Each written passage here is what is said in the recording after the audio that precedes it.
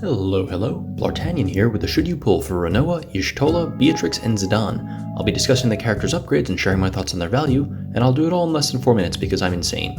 Because that's how long the royalty for music lasts. I'll also be discussing Burst Plus and what that's going to mean for you.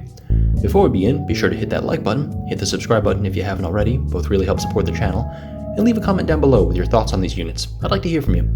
You can also catch me alongside Raw Life and Type Zoe on the live stream, our weekly DFFOO stream every Monday night at 8:30 PM Eastern, featuring discussion, gameplay, and more than a few good laughs. I'll leave a link in the description. Look forward to seeing you there. Rinoa is getting her LD boards, which improve her auras and damage by a little bit. Her core gameplay remains the same, and she's probably not a unit you're going to chase here unless you're an absolute dog lover. If you're more of a cat person, Yishtola is getting reworked LD boards, which add party auras to her Blood Lily overhead as well as improving the damage of Scion's Holy, Scion's Arrow, and Afflatus Misery. Scion's Holy becomes a free instant turn and adds 2 stacks of Blood Lily. These are nice upgrades to a kit that already provides battery, healing, turn control, and revival, but the exciting part is that she's also getting her Burst Plus. I'll cover what that entails in a little bit. Beatrix is also getting her LD boards, and they give her a nice little boost. She is now fully Thunder Enchanted with her Rose Petal debuff Imperiling Thunder, making her more self-sufficient. Her Rose Petal's attack now triggers as a counterattack as well as a follow-up, giving Beatrix even more roll coverage and helping mitigate her low speed. These changes are certainly better than most of the LD board only upgrades we've seen lately, and Beatrix is now a very versatile unit.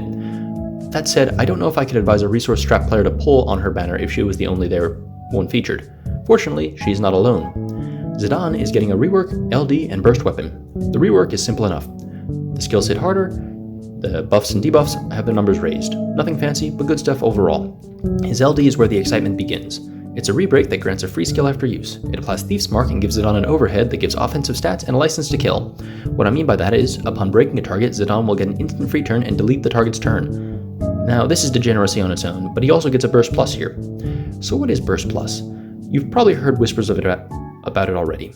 In short, it's an upgrade you can make to a burst weapon that works a lot like an EX Plus, with the same book and ingot system.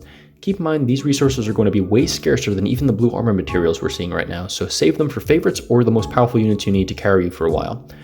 Keep in mind that many units are going to get their BT Plus in the coming months, so don't feel pressure to get them right now, although the 4 we're going to be seeing this month are going to be very powerful.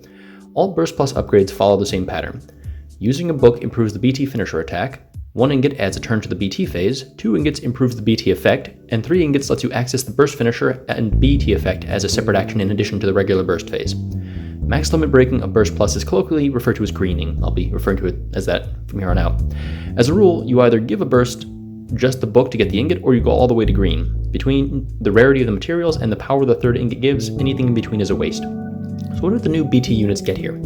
Yishtola's BT Plus extends the duration of the effect to 10 turns and adds Brave Overflow and 50% Brave Gain Up.